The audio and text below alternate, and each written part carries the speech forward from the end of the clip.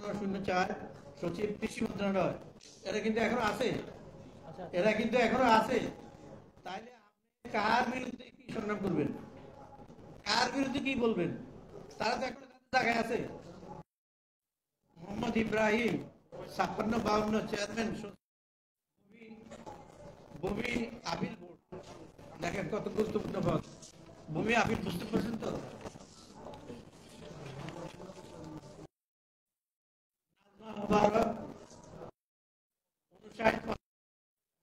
আর্থিক প্রতিষ্ঠান।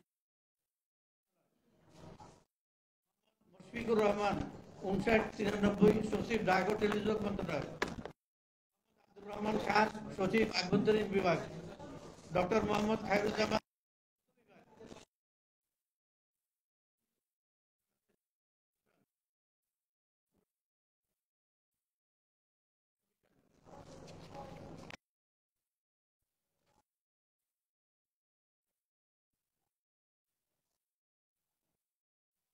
মোহাম্মদ আমুল্লাহ হাসান মাহমুদ খান রেক্টর সচিব বিপি এটিসি।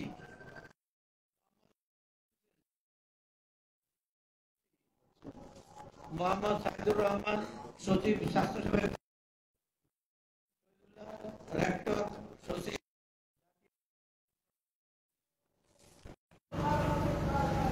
16 নম্বর ডক্টর মোহাম্মদ ওমর ফারুক রেক্টর সচিব বাংলাদেশ সিভিল সার্ভিস প্রশাসন একাডেমি। AHM শফিকুজ্জামান সচিব শ্রম মন্ত্রণালয়। নাসরিন আফরোজ নির্বাহী চেয়ারম্যান সচিব জাতীয় দক্ষতা উন্নয়ন কর্তৃপক্ষ। 23 শরীফা খান বিকল্প নির্বাহী পরিচালক সচিব শিল্প ব্যাংক।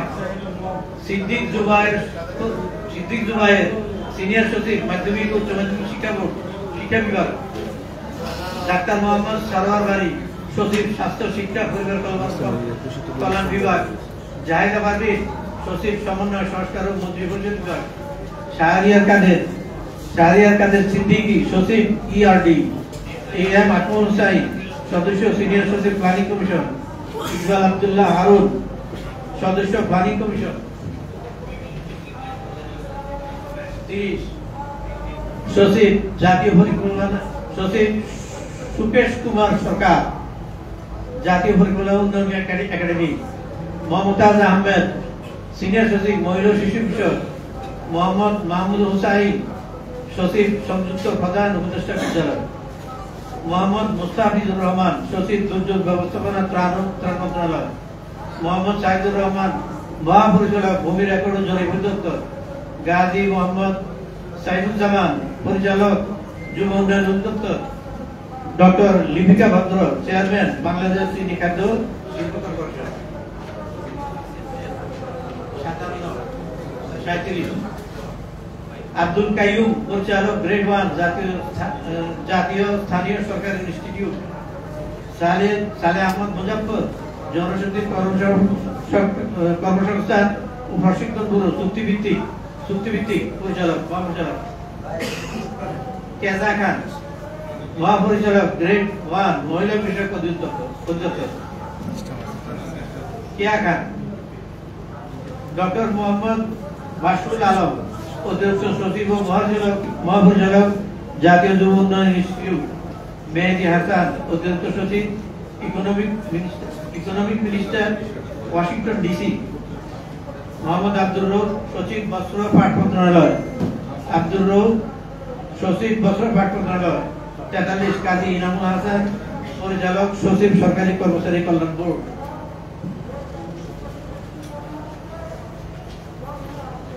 44 মফিদুর রহমান সচিব সাংস্কৃতিক বিষয়ক মন্ত্রণালয়। এই 44 জনের নাম আপনাদের এখানে আসছে, আরো হয়তো অনেকে আছে। ওনারা ওনাদের কষ্ট করে এগুলি বের করছে। এটা বের করে কিন্তু সাক্ষীগিরি কথা না, কত ত্যাগের পরে এই নামগুলি এখানে আসছে। আমি ধন্যবাদ জানাচ্ছি এই কষ্টসাধ্য কাজটি করে জাতির সম্মুখে উন্মুখ করার জন্য। এবং আমি আরো অনুরোধ করবো, সাংবাদিক ভাইয়েরা তো সবই জানেন, ওনারা হয়তো প্রকাশ করতে ভয় পান কিংবা চাপে থাকেন, তবু অন্তত পরকালের ভয় চিন্তা করে, এই শহীদের কথা চিন্তা করে আপনারাও দয়া করে পরকালের মুক্তির জন্য আপনাদের দায় এড়াতে পারেন না। সুতরাং আপনারাও দয়া করে আরো তথ্য দিয়ে বাংলাদেশের মানুষকে জানাবেন কারা এই অভ্যুত্থানের পিছনে জড়িত, কারা এর পিছনে কলকাঠি নেড়েছে, অথচ তারা এখনো তাদের জায়গায় বহাল আছে, তাদের ভিতরে কোনো শাস্তির ব্যবস্থা এখনো নেওয়া হচ্ছে না, তাদের কোনো কেসও নেই, কোনো কেসও নেই তাদের বিরুদ্ধে, কোনো অভিযোগও নেই তাদের বিরুদ্ধে, অথচ তারা এই সরকারকে তখন পরিচালিত করছে। ধন্যবাদ সবাইকে। আসসালামু আলাইকুম।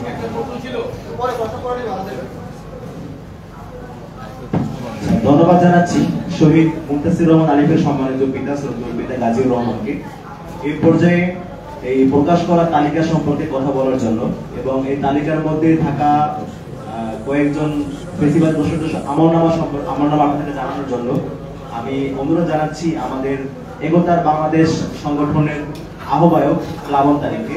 এর পূর্বে আমি একটা বিষয় একটু ক্লিয়ার করে নিই, সেটা হচ্ছে যে তালিকাটা প্রকাশ করা হয়েছে এটা কিন্তু এখনো কাজ চলমান আছে।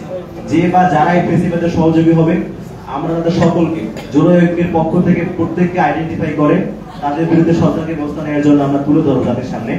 তো এই পর্যায়ে আমি আহ্বান জানাচ্ছি জোড়া ঐক্যের অন্যতম শরিক সংগঠন একতা বাংলাদেশের আহ্বায়ক প্লাবন তারিখকে প্রকাশ করা তালিকা সম্পর্কে কথা বলার জন্য।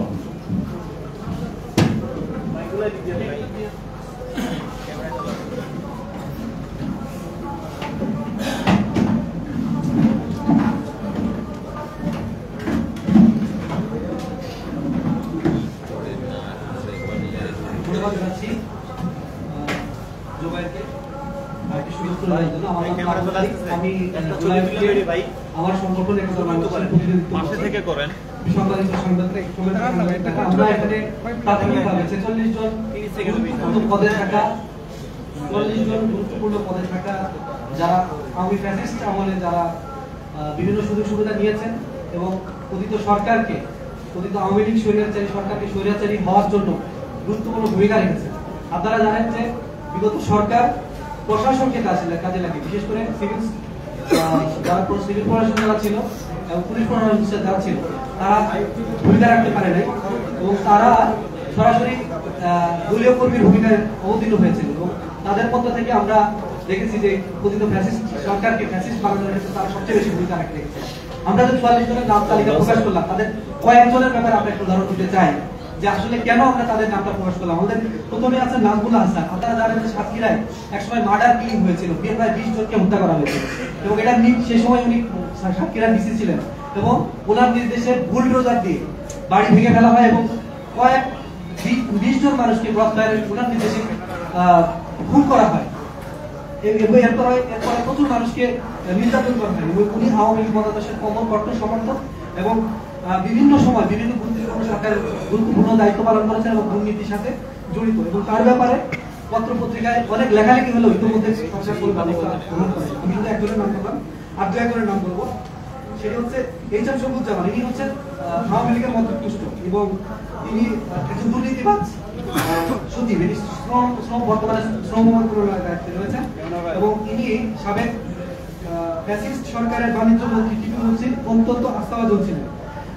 আপনারা জানেন 2018 সালের যে রাতের ভোট হয়, এই ভোটে কয়েকজন পলিসি মেকার ছিলেন এই স্টিমাবাইয়ের নেতৃত্বে। এই কয়েকজন এই ভোটের যে পলিসি মেকার ছিলেন, এই পলিসি মেকারদের মধ্যে উনি একজন ছিলেন এবং ছাত্র আন্দোলনের সময় ইনি সম্পূর্ণ বিপক্ষে ছিলেন এবং আমরা জানি না কেন বর্তমান সরকার তাকে বিপক্ষে রেখেছে। উনি আরেকজন লাস্ট একজন ব্যাপারে আমি আপনাদের বলতে চাই, তিনি হচ্ছেন বর্তমানে সরকারের সংস্কৃতি বিষয়ক মন্ত্রণালয়ের সচিব হিসেবে মফিজুর রহমান। তিনি হচ্ছেন জনপ্রশাসন মন্ত্রণালয়ের যুগ্ম সচিব ছিলেন।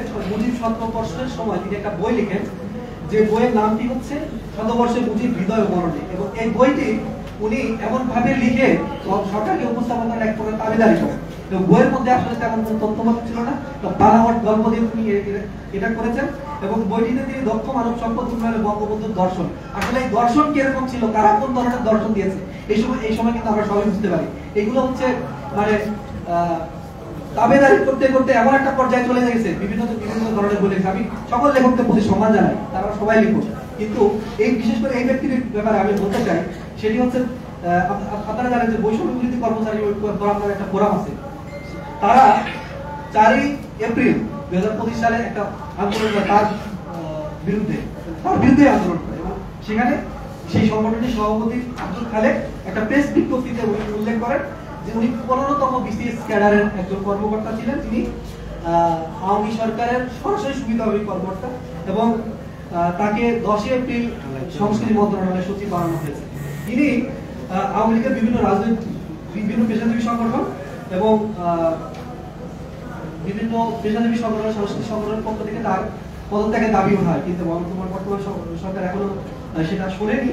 এবং ইনি আমি আর বলতে চাই, সেটি হচ্ছে যে স্বৈরাচার আমলে বাংলাদেশ টেলিভিশন মুজিব আওয়ামী লীগ মন্ত্রণালয় অনুষ্ঠান সঞ্চালক বিষয়ে বেশ কিছু দায়িত্ব পালন করেছেন, এবং শাহবাগের যে ফ্যাসিবাদের যে শুরু হয় যে গণজাগরণ মঞ্চ, সেই গণজাগরণ মঞ্চে তিনি একসময় নেতৃত্ব দিয়েছেন, এবং আমরা জেনেছি যে তিনি গোপনে এখন সরকারের ভারতে অবস্থান তো ফ্যাসিস্ট শেখ হাসিনার সাথে এখনো যোগাযোগ তার আছে, এবং তিনি একটি গোয়েন্দা সংস্থার হয়ে কাজ করছেন, এবং গভর্নমেন্টের গুরুত্বপূর্ণ তথ্য তিনি সক্রিয় এজেন্ট হিসেবে কাজ করছেন বলে আমরা জেনেছি।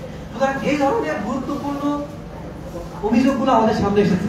এই অভিযোগগুলোকে আমলে নিয়ে যে সমস্ত ব্যক্তির বিরুদ্ধে, যে সমস্ত সচিবের বিরুদ্ধে, ঊর্ধ্বতম কর্মকর্তাদের বিরুদ্ধে যারা স্টিল নাও এখন কাজ করছেন, তাদের তালিকা আমরা প্রকাশ করছি, এবং সব এর মধ্যে প্রত্যেকের ব্যাপারে আমাদের কাছে এভিডেন্স সহ আমাদের অভিযোগ রয়েছে। আমরা গণপ্রজাতন্ত্রী বাংলাদেশ সরকারকে আহ্বান জানাচ্ছি যে অনন্ত বিলম্বে এই সমস্ত স্বৈরাচারের দর্শন কুশল যারা সচিবালয়ে কর্মরত যারা ব্যক্তিবর্গ রয়েছে, তাদেরকে অমূল্যে যাতে তাদেরকে এখান থেকে সরিয়ে দেওয়া হয়। অন্যথায় জুলাই বিপ্লবের যে স্পিরিট, সেই স্পিরিট থাকবে না। অলরেডি বিভক্তি তৈরি হয়েছে, সামনে আরো বিভক্তি তৈরি হবে, এবং এই বিভক্তির পেছনে আমরা মনে করি যে এই সমস্ত যারা দোষক তারা অন্যতম দায়ী। ধন্যবাদ সবাই। আমাদের কাছে আরো একটি তালিকা আছে, সেটাকে আমরা প্রকাশ করবো এখনই। সেটা হচ্ছে ছাত্র জনতার জুলাই আগস্টের আন্দোলনে যারা গুলি চালিয়েছিল, যে সকল ম্যাজিস্ট্রেটের নির্দেশে গুলি চালানো হয়, তাদের তালিকা আমরা প্রকাশ করবো। সেই তালিকা আমাদের কাছে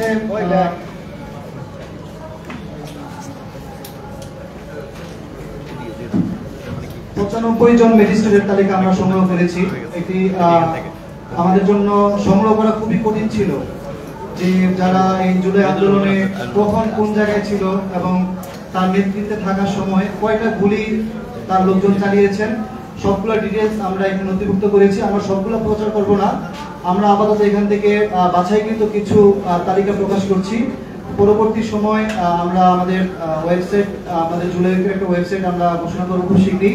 সেই ওয়েবসাইটে প্রত্যেকটা ম্যাজিস্ট্রেট, এবং শুধু ম্যাজিস্ট্রেট না, আমাদের বিভিন্ন সেক্টরে গণমাধ্যম কর্মী থেকে শুরু করে যারা এই শেখ হাসিনাকে স্বৈরাচার হওয়ার পিছনে কাজ করেছে, গুরুত্বপূর্ণ ভূমিকা পালন করেছে, তাদের তালিকা সহ আমরা প্রকাশ করব। তো এই পর্যায়ে আমি অনুরোধ করছি আমাদের বাংলাদেশের কেন্দ্রীয় সদস্য আব্দুল্লাহ আল মিনহাজ ভাইকে, যে ম্যাজিস্ট্রেটরা ছিলেন, তাদের তালিকা প্রকাশ করার জন্য। বিসমিল্লাহ। সম্মানিত সাংবাদিকবৃন্দ, শহীদ আহত বিভিন্ন শহীদ সংগঠন সবাইকে আজকে সংবাদ সম্মেলনে স্বাগত জানাচ্ছি। আপনারা সবাই জানেন যে একটা ফেসিবাদী সিস্টেম দাঁড়িয়ে টিকে থাকার পিছনে সবগুলো স্টেক হোল্ডার তাদের পিছনে কাজ করে। সেই স্টেক হোল্ডারই একটা বিরাট অংশ আজকে আমরা সচিবালয়ের তালিকা ইতিমধ্যে প্রকাশ করেছি, এবং এই জুলাই আন্দোলনে যারা সবচেয়ে বেশি নৃশংসতার পরিচয় দিয়েছে, যৌথ বাহিনী, আমরা বিশেষত আজকে ম্যাজিস্ট্রেটের তালিকা এখন প্রকাশ করতে যাচ্ছি। আমরা দেখেছি বিগত ফেসিবাদের আমলে এই প্রশাসন ব্যবস্থা কিভাবে ফেসিবাদকে তুষামতি করে, চাটুকারিতা করে জনগণের বিরুদ্ধে দাঁড়িয়েছে। ইভেন মিডিয়ার মধ্যেও বিশাল ফেসিবাদের একটা প্রভাব ছিল, সেটা নিশ্চয়ই আপনারা স্বীকার করবেন। ইভেন শেখ হাসিনা নিজেও সেটা স্বীকার করবে যে তার আজকের এই পতনের পিছনে মূল যদি একটা টার্নিং পয়েন্ট হিসাব করা হয়, সেটা কিন্তু হচ্ছে মিডিয়ার যে ফেসিজম চর্চা ছিল সেখান থেকে। একেবারেই যদি আপনারা ঘটনাটা স্মরণে আনেন, যে প্রশ্ন করা হয়েছিল যে চাকরিতে যদি হচ্ছে একজন মুক্তিযোদ্ধা থাকে এবং হচ্ছে একজন রাজাকারের ছেলে থাকে, আপনি কাকে চাকরি দেবেন? তো সেখান থেকেই কিন্তু হচ্ছে এই আন্দোলনটা বুমে রাখা হয়। মানে একজন সাংবাদিক কি পরিমাণ ফেসিবাদী চিন্তা চেতনা লালন করতে পারলে এই ধরনের প্রশ্ন করতে পারে, সেটা আমরা দেখেছি বিগত আমলে। তো এই সবগুলো বিষয়ে আমরা স্টাডি করব, শুধুমাত্র হচ্ছে ম্যাজিস্ট্রেট বা সচিবালয় নয়, আরো যতগুলো জায়গা আছে প্রশাসন থেকে শুরু করে সাংস্কৃতিক বিভিন্ন অঙ্গন, সবগুলো জায়গা আমরা জুলাই ঐক্যের পক্ষ থেকে এই কাজগুলো চলমান প্রসেসে রাখবো। ইভেন আমরা এটা ভবিষ্যৎ প্রশংসা করি যে শুধুমাত্র ফেসিবাদী চর্চায় মিডিয়া ছিল তা না, বরং এই জুলাই আন্দোলনকে সাহসীভাবে জনগণের সামনে বিশ্বের সামনে তুলে ধরছে এইরকম দেশের পক্ষে সাংবাদিকও আলহামদুলিল্লাহ আমরা অনেক পেয়েছি। নিশ্চয়ই আমরা বিশ্বাস করি আজকেও এখানে আপনাদের মধ্যে অনেকে দেশের স্বার্থে এবং জনগণের সাথে দেশের এই গণ অভ্যুত্থানকে বিপ্লবে পরিণত করতে এবং এই গণ অভ্যুত্থানকে সার্থক করতে আপনারা নিশ্চয়ই আমাদের পাশে দাঁড়াবেন এবং সহযোগিতা করবেন। আমরা জানি আমরা কি পরিমাণ একটা রিস্ক নিয়ে, কি পরিমাণ বিপজ্জনক একটা কাজ আমরা করতে যাচ্ছি, কিন্তু আমরা এই জুলাই গণ অভ্যুত্থানকে কোনোভাবে ব্যর্থ দিতে চাই না। সেই জন্যই আজকে আমরা এই দুঃসাহসিক একটা কাজ করতে যাচ্ছি। আশা করছি ইনশাআল্লাহ দেশের মানুষকে আমরা সাথে পাবো এবং আপনাদেরকে সাথে নিয়ে আমরা এই কাজগুলোকে সামনে এগিয়ে নিয়ে যাবো, আমরা আমাদের বিপ্লবকে সার্থক করে দেবো ইনশাআল্লাহ।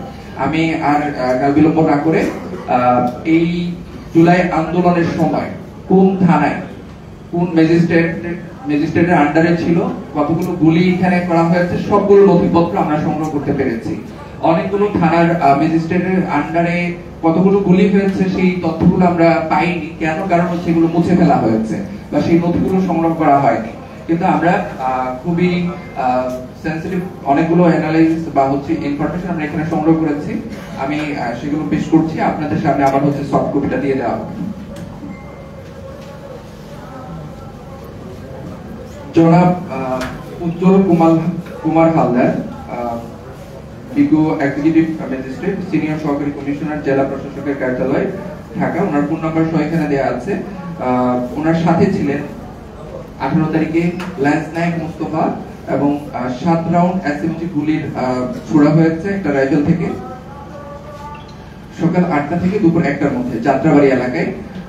এই ইনফরমেশনটা আমরা এখানে পেয়েছি।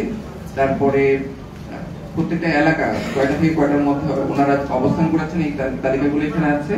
দ্বিতীয়ত জনাব Amit Kumar Saha, executive magistrate, revenue deputy collector, জেলা প্রশাসকের কার্যালয়, ঢাকা। ফোন নাম্বার সহ দেওয়া আছে। 18 তারিখ সকাল 8টা থেকে 6টা রামপুরা এলাকায়, রাত 8টা থেকে সকাল 6টা রামপুরা এলাকায় 54 রাউন্ড এসএমজি একটা রাইফেল থেকে, আরেকটা রাইফেল থেকে 9 রাউন্ড এসএমজি, আরেকটা রাইফেল থেকে 90 রাউন্ড এসএমজি গুলি ছোড়া হয়েছে। সাথে ছিলেন সহকারী পরিচালক আব্দুল্লাহ আল মাসুম, সুবেদার আব্দুল্লাহ সালাম এবং হচ্ছে হাবিলদার মুজাম্মেল হক।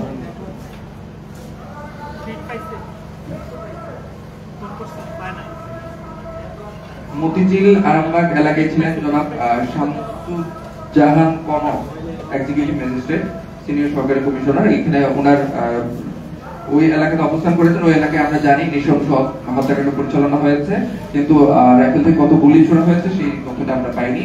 জনাব Sunia Hossain Jisan, executive magistrate, senior সহকারী কমিশনার, জেলা প্রশাসকের কার্যালয়, ঢাকা। 19 তারিখে সকাল 8টা থেকে দুপুর 1টা পর্যন্ত রামপুরের টিভি ভবন এলাকায় বিভিন্ন রাইফেল থেকে অনেকগুলো গুলি ছোড়া হয়েছে। 26 রাউন্ড এসএমজি একটা রাইফেল থেকে, আরেকটা রাইফেল থেকে 8 রাউন্ড, 10 রাউন্ড, 3 রাউন্ড এসএমজি বিভিন্ন রাইফেল থেকে এভাবে গুলি ছোড়া হয়েছে। এই তথ্য আমরা পেয়েছি। সাথে ছিলেন সুবেদার রুহুল আমিন, নায়েক সুবেদার জায়েদ হোসেন, হাবিলদার শফিকুল ইসলাম, হাবিলদার কামাল।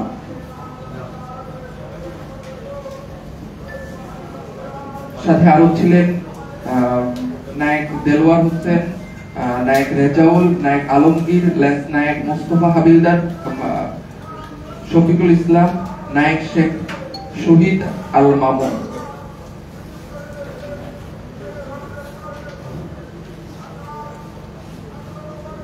জনাব আফরিন জাহান, এক্সিকিউটিভ ম্যাজিস্ট্রেট, সিনিয়র সহকারী কমিশনার, জেলা প্রশাসকের কার্যালয়, ঢাকা। ফোন নাম্বার এখানে দেওয়া আছে। আমরা আগারগাঁও, মোহাম্মদপুর এই এলাকাগুলোতে উনি দায়িত্বরত ছিলেন এই আন্দোলনের সময়গুলোতে, বিশেষ করে 26 এবং 27 তারিখে ওনার রাইফেল থেকে যেই গুলিগুলো ছোড়া হয়েছে সেই নথিপত্রগুলো আমরা পাইনি। জনাব Sharif Mohammad Helal Uddin, executive magistrate, senior সহকারী কমিশনার, জেলা প্রশাসকের কার্যালয়, ঢাকা।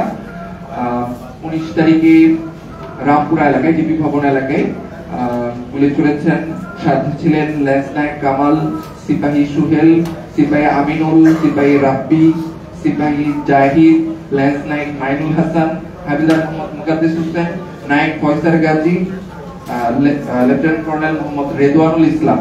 বিভিন্ন রাইফেল থেকে 12 round RFL, 7 round RFL, 5 round RFL, এরকম ভাবে বিভিন্ন রাইফেল থেকে অনেকগুলো 29 রাউন্ড এসএমজি, 17 রাউন্ড এসএমজি, বিভিন্ন রাইফেল থেকে এরকম গুলি ছোড়া হয়েছে। এই তথ্যগুলো আমরা সংগ্রহ করতে পেরেছি।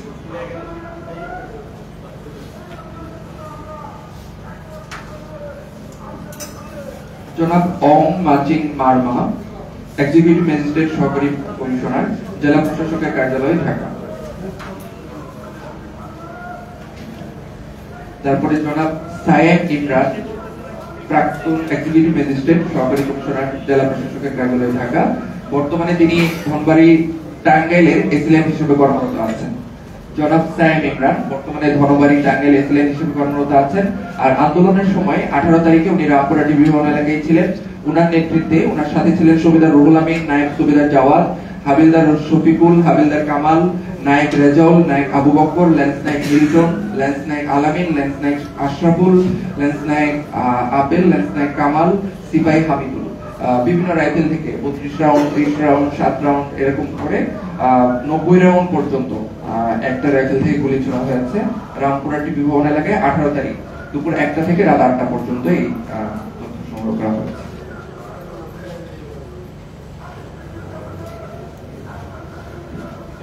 জনাব সাদিয়া আক্তার বর্তমানে নারায়ণগঞ্জ সদরে এসিলেন্ট হিসেবে কর্মরত আছেন।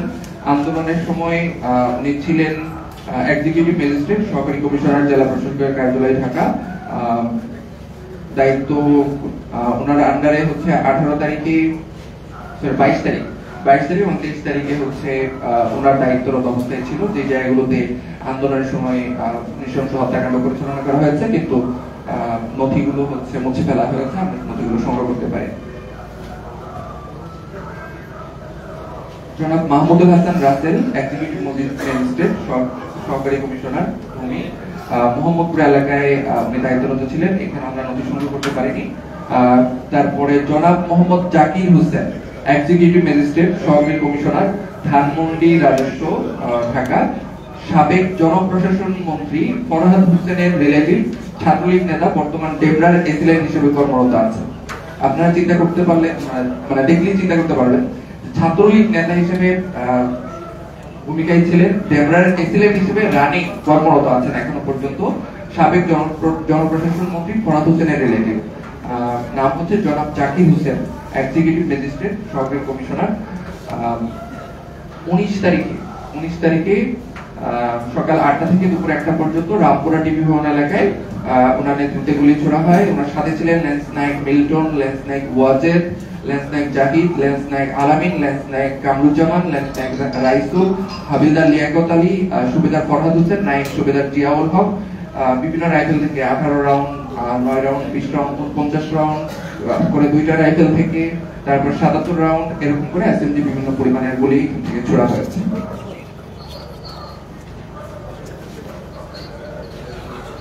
জনাব শাইখা সুলতানা, এক্সিকিউটিভ ম্যাজিস্ট্রেট সহকারী কমিশনার, বর্তমানে শিবচর মাদারীপুরে এসিলেন্ট হিসেবে কর্মরত আছেন। জনাব শাইখা সুলতানা শিবচরে কর্মরত আছেন এখন এসিলেন্ট হিসেবে।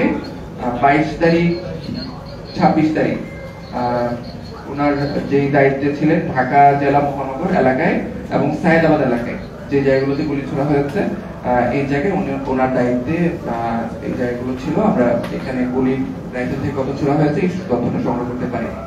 এই ছিল হচ্ছে ম্যাজিস্ট্রেটদের আন্ডারে যে জায়গাগুলো ছিল এবং যে গুলিগুলো ছোড়া হয়েছে, যে তথ্যগুলো আমরা সংগ্রহ করতে পেরেছি তার একটা সংক্ষিপ্ত তালিকা। আমাদের কাজ এখনো পর্যন্ত চলমান আছে এবং এটা আমরা চলমান রাখবো ইনশাআল্লাহ। আমাদের দুটো বিষয় আছে বাকি, সেটা হচ্ছে আমরা যে আজকে যে তালিকাটা প্রকাশ করেছি, মূলত এখানে আংশিক তালিকা আপনারা সকলেই জানেন। আমরা অলরেডি আমাদের যে মিডিয়া গ্রুপটা আছে জুলাইকে, সেখানে আমরা শেয়ার করেছি।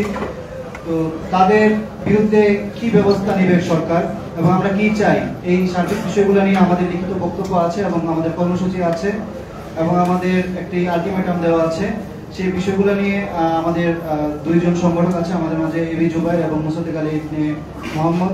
তারা দুইটি বিষয় আপনাদের সামনে পরিষ্কার করবেন। তো আমাদের যে দাবিগুলো ছিল, মূলত এখানে যে তালিকাটা আমরা প্রকাশ করেছি, এখানে আমার হাতে আছে 95 জন ম্যাজিস্ট্রেটের তালিকা, প্লাস হচ্ছে কি 44 জন যে সচিব বা আমলা ছিল তাদের তালিকা। তো তাদের বিরুদ্ধে যেটা হয়েছে, আমরা গত 15 দিন অবজার্ভ করেছি সচিবালয়ে, সেখানে 10 জনের বিরুদ্ধে তারা যে ব্যবস্থাটা নিয়েছে সেটা খুবই হাস্যকর। তাদেরকে সচিব থেকে সরিয়ে আরেকটি জায়গায় দায়িত্ব দেওয়া হয়েছে। সে হয়তো সচিবালয়ে নাই, কিন্তু একটি গুরুত্বপূর্ণ জায়গায় আছে। তাকে ওএসডিও করা হচ্ছে না, তাকে বাধ্যতামূলক অবসর দেওয়া হচ্ছে না। তো আমরা আসলে যদি আমরা বলি যে আমরা দাবি করেছি আপনারা পদত্যাগ করেন, তো তারা পদত্যাগ করতে গিয়ে তারা কি সবসময় যেটা করে আসে, কোনো সরকারি কর্মকর্তা যখন কোনো অপরাধ করে তারা তাকে শাস্তি দিয়ে ওএসডি করা অথবা সাময়িকভাবে বহিষ্কার করা। তো এটা তো কোনো সাজা হইতে পারে না। একজন সচিব যার নির্দেশে গুলি চালানো হলো, একজন ম্যাজিস্ট্রেট যার নির্দেশে গুলি চালানো হলো, তাকে দেওয়া হইলো কোথায়? এখন সে দায়িত্ব পালন করছে সাপোজ নারায়ণগঞ্জের এসি ল্যান্ডের অফিসে সে দায়িত্বে আছে। তো যে ঢাকায় যাত্রাবাড়ি দাঁড়িয়ে থেকে গুলি করেছে ছাত্রদের, সে এখন নারায়ণগঞ্জ গিয়ে একটি আশ্রয় নিয়েছে। তো এটা তো আসলে কোনো সমাধান হইতে পারে না। আমাদের কিছু বিষয় স্পষ্ট। আপনারা যারা আমরা এই তালিকা দুইটা হচ্ছে গিয়ে প্রধান উপদেষ্টা এবং হচ্ছে গিয়ে জনপ্রশাসন মন্ত্রণালয়ের সচিবের হাতে তুলে দিব। তারা কি ব্যবস্থা নেয়, তার আলোকে আমাদের যে বাকি দুজন আলোচক আছে, আমাদের এই জুবাইর মুসাদ্দিক আলী ইবনে মোহাম্মদ, তারা কর্মসূচি ঘোষণা করবে, আমরা সেই কর্মসূচি পালন করবো ইনশাআল্লাহ। এই পর্যায়ে বক্তব্য রাখবেন, লিখিত বক্তব্য পাঠ করছেন আমাদের জুলাই অন্যতম সংগঠক এবং ছাত্র জনতার যে আন্দোলন, সেই আন্দোলনের একজন প্রথম সারির আপনারা সকলেই চিনেন আমাদের মুসাদ্দিক আলী ইবনে মোহাম্মদ। তাকে অনুরোধ করছি লিখিত বক্তব্য পাঠ করার জন্য।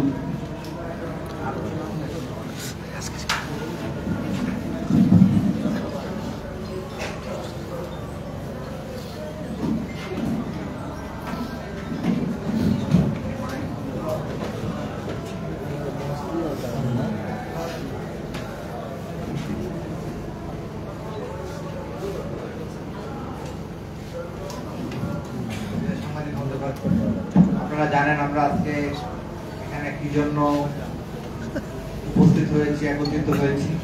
ইতিমধ্যে আমরা ফেসিবাদের দোসরদের আংশিক একটা তালিকা আমরা প্রকাশ করতে পেরেছি। তবে এটা সিকিভাগ মাত্র, আরো অনেক অনেক শত সহস্র গুণ বেশি ফেসিবাদের দোসরেরা রাষ্ট্রের প্রতিটা রন্ধ্রে রন্ধ্রে বসে আছে, যেখান থেকে তারা এই রাষ্ট্রকে ব্যর্থ করে দেওয়ার জন্য বিভিন্ন ধরনের ষড়যন্ত্র চক্রান্ত চালিয়ে যাচ্ছে। আপনারা বিভিন্ন পদক্ষেপ দেখতে পান, বিভিন্ন সময় বিভিন্ন ধরনের বিষয়গুলো দেখতে পান। আব্দুল হামিদ কিভাবে পালিয়ে গেল, কিভাবে 576 জন যারা ক্যান্টনমেন্টে আশ্রয় নিয়েছিল তারা কিভাবে ভারতে পালিয়ে গেল। গ্রেফতার হওয়ার পরেও ঢাকা উত্তরের নিষিদ্ধ ঘোষিত সন্ত্রাসী সংগঠন ছাত্রলীগের সভাপতি রিয়াজ মাহমুদ কিভাবে লন্ডন পালিয়ে গেল, হাসান মাহমুদ কিভাবে পালিয়ে গেল। সুতরাং এটাতে স্পষ্ট বাংলাদেশে শুধুমাত্র ক্ষমতার পালাবদল হয়েছে মাত্র, কিন্তু দৃশ্যমান কোন পরিবর্তন আমরা এখন লক্ষ্য করি নাই। আমাদের যে আশা আকাঙ্ক্ষা ছিল তার সিকিভাগও আমরা বাস্তবায়ন হতে দেখি নাই। আপনারা শহীদ পরিবার এবং আহত পরিবারের কাছে যদি যান, তাদের কথাগুলো যদি শোনেন, আপনাদের কান্না চলে আসবে। তারা যে কি ত্যাগটা স্বীকার করেছে, আর সেই ত্যাগের বিনিময়ে আমরা তাদেরকে কি উপহার দিতে পেরেছি? আমরা কিছুই দিতে পারিনি। আমরা সেই আগের বাংলাদেশে আমরা এখন বসবাস করছি, সেই আগের মতোই হেলমেট বাহিনী, রামদা বাহিনীর দৌরাত্ম, রাজনৈতিক অঙ্গনে সেই হানাহানি যেরকম আছে, ঠিক একই রকম প্রতিটা ক্ষেত্রে ক্ষেত্রে দুর্নীতি, নিয়োগ বাণিজ্য, টেন্ডার বাণিজ্য, দখল, চাঁদাবাজি এগুলো চলে আসছে। এগুলো বন্ধ করার ক্ষেত্রে কোন ধরনের পদক্ষেপ সেই ধরনের দেখা যাচ্ছে না। অত্যন্ত দুঃখজনক হলো সত্য, যে গুম এবং আয়না ঘরের প্রতিবাদে আমাদের অভ্যুত্থানটা হয়েছিল, আগস্ট পরবর্তী সময়ে আমরা কয়েকদিন আগে একটা গুমের ঘটনাও দেখলাম জগন্নাথ বিশ্ববিদ্যালয়ের একজন শিক্ষার্থীকে কিভাবে 26 ঘন্টা গুম করে রাখা হয়েছে ডিবি অফিসে। তো আমরা চাই সমাজের সামগ্রিক পরিবর্তন, দেশের সামগ্রিক পরিবর্তন। আমরা এমন একটা দেশ বিনির্মাণ করতে চাই, জুলাই অঙ্কে এমন একটা দেশ বিনির্মাণ করতে চাই যে এই দেশে ফেসিবাদের কোনো জায়গা হবে না। প্রতিটা জায়গা থেকে, প্রতিটা ইঞ্চি থেকে ফেসিবাদের বিষ বাষ্প আমরা মুছে দিব। তো সেই লক্ষ্যে আপনারা জানেন গত 10ই মে সন্ত্রাস বিরোধী আইনে আওয়ামী লীগের কার্যক্রম নিষিদ্ধ এবং নির্বাচন কমিশন থেকে তাদের নিবন্ধন স্থগিত করেছে গভর্নমেন্ট। আওয়ামী লীগ নিষিদ্ধের দাবিকে সামনে রেখে আমরা আমাদের যে জুলাই ঐক্য, সেটি আমরা গত 6 মে গঠন করেছিলাম। প্রায় শুরুর দিকে আমাদের মাত্র 35টার মতো সংগঠন ছিল, 35টার কাছাকাছি, কিন্তু পরবর্তীতে 2-1 দিনের ব্যবধানে প্রায় 80টার কাছাকাছি সংগঠন আমাদের এই জোটে যুক্ত হয় এবং তাদেরকে সাথে নিয়ে আমরা যে সামগ্রিক আন্দোলন গড়ে তুলতে পেরেছিলাম, তারই একটা ফসল হিসেবে কিন্তু আওয়ামী লীগকে এই গভর্নমেন্ট নিষিদ্ধ করতে বাধ্য হয়েছে। কিন্তু আপনার গভর্নমেন্ট আওয়ামী লীগের কার্যক্রম নিষিদ্ধের যে সিদ্ধান্তটা দিয়েছে, সেটা কিন্তু জুলাই ঐক্যের যে দাবি, সেই দাবিকে পুরোপুরি ধারণ করে না। সেই জায়গা থেকে আমরা সরকারের এই সিদ্ধান্তটাকে পুরোপুরি ভাবে গ্রহণ করতে পারিনি। তারপর আমরা তাদেরকে স্বাগত জানিয়েছিলাম। সরকার আওয়ামী লীগের কার্যক্রম নিষিদ্ধ করে যে গেজেট প্রকাশ করেছে, সে অনুযায়ী আওয়ামী লীগের সহযোগী সংগঠনের কার্যক্রম এবং এর সাথে অন্তর্গত ব্যক্তিদের বিরুদ্ধে যে ব্যবস্থা নেওয়ার কথা ছিল, সেটি এখন পর্যন্ত প্রায় আজকে সপ্তাহ একটা অতিক্রম, প্রায় 1.5 সপ্তাহ অতিক্রম হতে চলছে, কিন্তু এখন পর্যন্ত আমরা কোনো কার্যকরী পদক্ষেপ কিন্তু আমরা দেখতে পাইনি। সন্ত্রাসী সশস্ত্র জঙ্গিরা কিন্তু এখনো বিভিন্ন জায়গায় মিছিল করার মতো দুঃসাহস তারা দেখিয়ে যাচ্ছে। গেজেট অনুযায়ী কথা ছিল যে আওয়ামী লীগের যত সহযোগী সংগঠন আছে, যারা এই গণহত্যায় সহযোগিতা করেছে, এই হত্যাকাণ্ডে আওয়ামী লীগের ফেসিবাদ হয়ে উঠতে যারা সহযোগিতা করেছে, তাদের বিরুদ্ধে ব্যবস্থা গ্রহণ করা হবে। কিন্তু 1.5 সপ্তাহ অতিবাহিত হয়ে যাওয়া সত্ত্বেও এখন পর্যন্ত 14 দল, যারা গত 15-16 বছর যাবৎ আওয়ামী লীগকে ফেসিবাদ হয়ে উঠতে যারা সহযোগিতা করেছে, ফেসিবাদ হওয়ার যাবতীয় রসদ জুগিয়েছে, যারা ফেসিবাদ হওয়ার মূল জ্বালানি এবং শক্তি ও অনুপ্রেরণা দিয়েছে, তাদের বিরুদ্ধে কোনো ব্যবস্থা এখন পর্যন্ত গ্রহণ করা হয়নি। আপনারা জানেন, শুধু জুলাই আগস্টে নয়, গত 15-16 বছর যাবৎ সচিবালয়ে আমলা ও প্রশাসনের কর্মকর্তারা যেভাবে শেখ হাসিনার হাতকে শক্তিশালী করেছিল, ঠিক একই কায়দায় কিন্তু এখনো তারা সরকারের ভিতর থেকে বিভিন্ন তথ্য এই খুনিকে দিয়ে সহযোগিতা করছে এবং যোগাযোগ অব্যাহত রাখছে। প্রায় 2000-এর অধিক ছাত্র জনতা জীবন দিল, শহীদ হইল, 31,000-এর অধিক ছাত্র জনতা আহত হইল, বন্ধুত্ব বরণ করলো, রক্ত দিল। এই রক্তের পরবর্তী সময় আমাদের সব থেকে বড় ব্যর্থতা হচ্ছে যে আমরা একটা বিপ্লবী সরকার গঠন করতে পারি, যে কারণে এই সুযোগটা কিন্তু আওয়ামী লীগ লুফে নিয়েছে এবং দেশের বিভিন্ন স্থানে আওয়ামী লীগকে পুনর্বাসন করার জন্য যেভাবে বিভিন্ন রাজনৈতিক দলগুলোর মধ্যে প্রতিযোগিতা শুরু হয়েছে, একই সাথে কিন্তু সরকারের আমলা এবং প্রশাসনিক কর্মকর্তারা তাদেরকে সহযোগিতা করছে। আওয়ামী লীগের এখনো অনেক এমপি মন্ত্রী এখনো দেশেই আছে, তারা কিন্তু দেশ থেকে পালায় যায়নি, অনেকে এখনো দেশে। আপনারা কয়েকদিন আগে দেখেছেন যে ডক্টর শিরিন শারমিন তার পাসপোর্ট তার ঘরে যেয়ে বানিয়ে দিয়ে এসেছে। তারপরে সাবের হোসেন চৌধুরীকে তো জামিন দিয়ে দিয়েছে। তো এরকম অসংখ্য এমপি যারা বিশেষ করে জুলাইয়ের 15 তারিখের পরবর্তীতে আওয়ামী লীগ গণহত্যা সংগঠিত করেছে, সেই গণহত্যা কিন্তু এরা সামনে থেকে নেতৃত্ব দিয়েছে। শুধু তারা যে নির্দেশনা দিয়েছে তাই না, অনেকে কিন্তু অংশগ্রহণ করেছে রাজপথে, গুলি করতে দেখা গেছে অনেককে।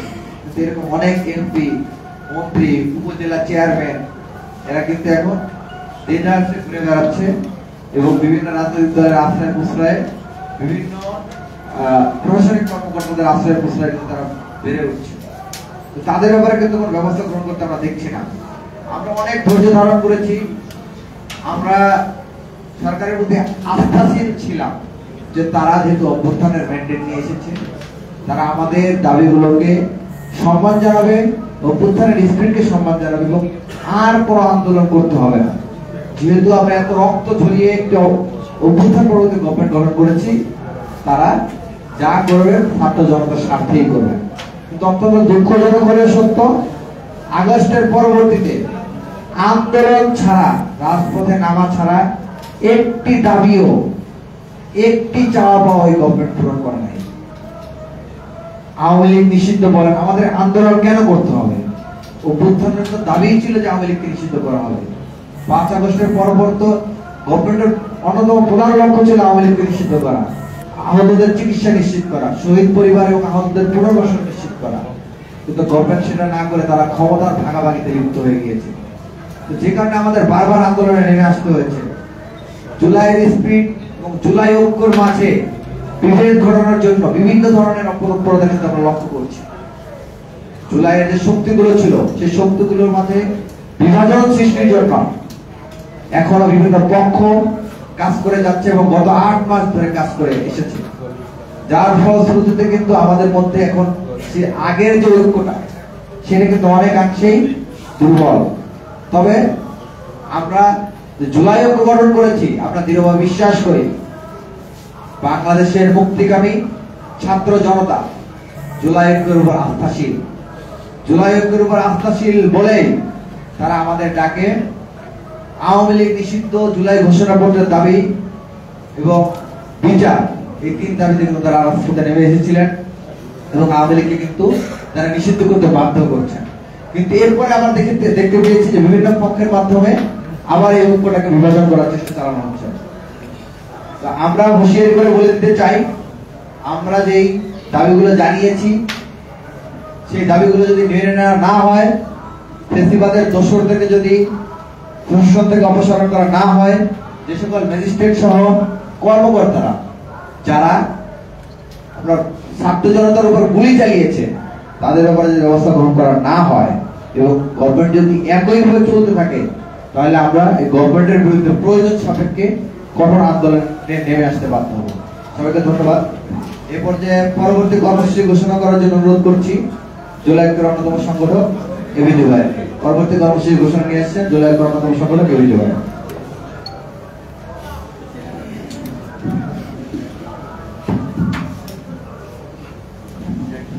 আমাদের পরবর্তী পদক্ষেপ কালচারাল ফেসিস্ট, শিক্ষাঙ্গন, চিকিৎসাঙ্গন, আইন অঙ্গন এবং গণমাধ্যম সহ বিভিন্ন সেক্টরে থাকা স্বৈরাচারের দোষরদের তালিকা প্রকাশ।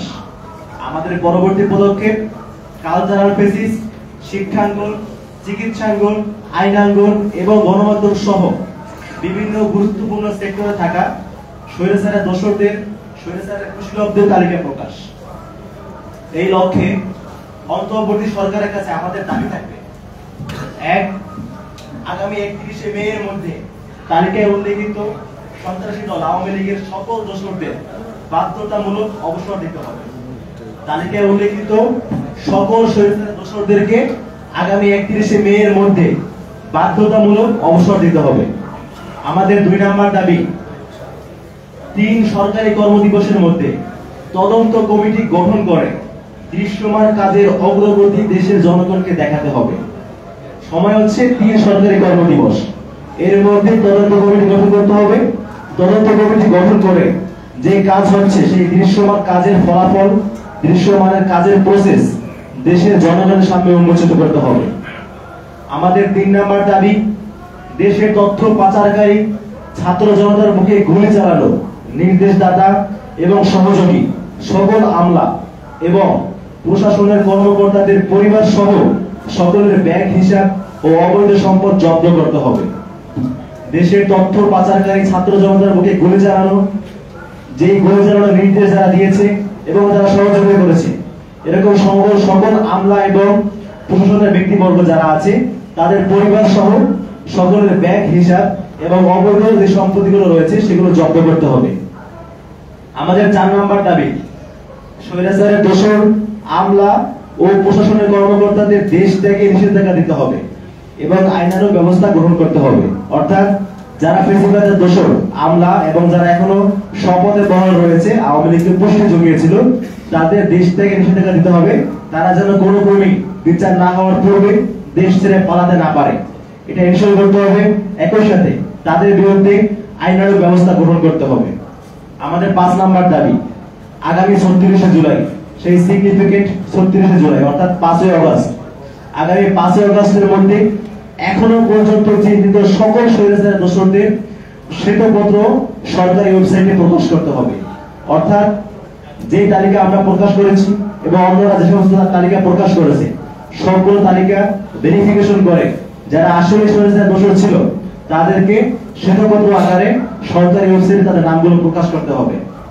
আমাদের 6 নম্বর দাবি, আপনারা জানেন যে আইনের 132 নম্বর ধারার কারণে থানাগুলোতে খনি পুলিশের নামে মামলা নিচ্ছে না। যারা আমাদের উপর গুলি চালিয়েছিল সমস্ত পুলিশের কর্মকর্তারা, তাদের বিরুদ্ধে মামলা করতে গেলে আপনারা জানেন আইনের 132 নম্বর ধারার দোহাই দেওয়া হয়, এই দোহাই দিয়ে মামলা নেওয়া হয় না। তো আমাদের দাবি হচ্ছে আগামী 31শে মে 2025 এর মধ্যে এই 132 নম্বর ধারাকে বাতিল করতে হবে অথবা সংশোধন করতে হবে, যাতে করে যারা এই গণহত্যায় সহযোগী ছিল, গণহত্যা চালিয়েছে, তাদের বিরুদ্ধে দেশের জনগণ আইনানুগ ব্যবস্থা গ্রহণ করতে পারে। আমাদের 7 নম্বর দাবি হচ্ছে আগামী 31শে মে এর মধ্যে সেনানিবাসে আশ্রয় নেয়া 626 জনের তালিকা প্রকাশ করতে হবে। অর্থাৎ যারা সেনানিবাসে আশ্রয় নিয়েছিল 626 জন, তাদের তালিকা প্রকাশ করতে হবে পাবলিকলি, এবং তারা এখন কোথায় আছে, তারা কতজন ছিল এবং কার কার সহযোগিতায় তারা দেশ ছেড়েছে সেই তালিকাও প্রকাশ করতে হবে। আগামী 31শে মে এর মধ্যে সেনানিবাসে আশ্রয় নেয়া 626 জনের তালিকা প্রকাশ, সচিবালয় ও প্রশাসন স্বৈরাচারের দোষর মুক্ত এবং আইনের 132 নম্বর ধারা বাতিল অথবা সংশোধন করতে হবে, এটা হচ্ছে আমাদের আজকের দাবি। এবং এই দাবি যদি মেনে নেওয়া না হয়, যদি আমাদের এই যৌক্তিক দাবিগুলো মেনে নেওয়া না হয়, তাহলে আগামী 31শে মে এর পর থেকে ছাত্র জনতা এবং জুলাই স্পিরিট ধারণকারী সকল সংগঠনকে সাথে নিয়ে, সকল মহলকে সাথে নিয়ে আমরা মার্চ টু সচিবালয় সহ এবং প্রয়োজন সাপেক্ষে এর চাইতেও কোনো যদি কঠোর কর্মসূচি দেওয়া লাগে সেই কর্মসূচি আমরা দিব। যদি আগামী 31শে মে এর মধ্যে আমাদের যে দাবিগুলো উল্লেখ করেছি তার মধ্যে যে মেইন দাবিগুলো, অর্থাৎ সেনানিবাসে আশ্রয় নেয়া 626 জন, তাদের তালিকা প্রকাশ, সচিবালয় এবং প্রশাসনে স্বৈরাচারের যে সমস্ত দোষররা এখনো রয়ে গিয়েছে তাদেরকে সেখান থেকে বহিষ্কার করা, তাদের থেকে দেশের জনগণকে মুক্তি দেয়া এবং আইনের যে 132 নম্বর ধারা সেই ধারা বাতিল বা সংশোধন করতে হবে। যদি এগুলো না করা হয় তাহলে আগামী 31শে মে এর পর থেকেই আমরা ছাত্র জনতার সাথে আবার মাঠে নামবো এবং আমরা মার্চ টু সচিবালয় দিব এবং যদি প্রয়োজন হয় এর চাইতেও কোনো কঠোর কর্মসূচি দেওয়া লাগে সেটিও আমরা দিব এবং সকলকে সাথে নিয়ে আমরা জুলাই স্পিরিট ধারণকারী সংগঠন জুলাই ঐক্য, আমরা জুলাইকে সম্মিলিত রাখবো ইনশাআল্লাহ। আমি আজকের এই সংবাদ সম্মেলনে আসার জন্য সকল সাংবাদিক বন্ধুদের ধন্যবাদ জানিয়ে আজকের প্রেস কনফারেন্স এখানে সমাপ্ত করছি। ধন্যবাদ সবাইকে। জুলাই ঐক্য জিন্দাবাদ, ইনকিলাব জিন্দাবাদ।